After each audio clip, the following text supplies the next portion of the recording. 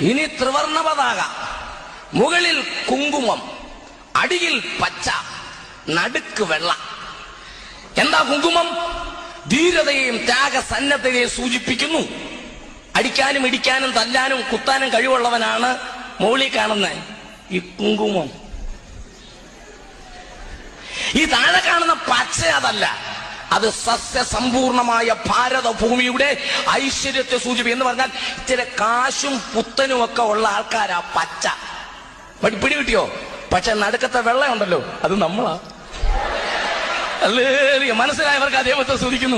വെള്ള നടുക്ക് വന്നതിനാൽ ദൈവത്തെ വാഴ്ത്തുകയാണ്. ദേശീയ പതാകയുടെ നടുക്ക് വെള്ള കൊണ്ടുവന്ന എന്റെ ദൈവത്തിന് സ്തോത്രം, വെള്ള കൊണ്ടുവന്ന എന്റെ ദൈവത്തിന് സ്തോത്രം. തീർന്നില്ല.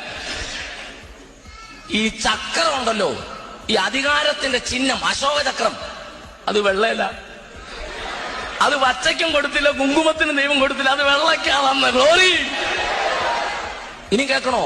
അശോകചക്രം എന്ന അതിന്റെ പേര്. ശോകം ദുഃഖം, അശോകം ദുഃഖം മാറുമെന്ന്.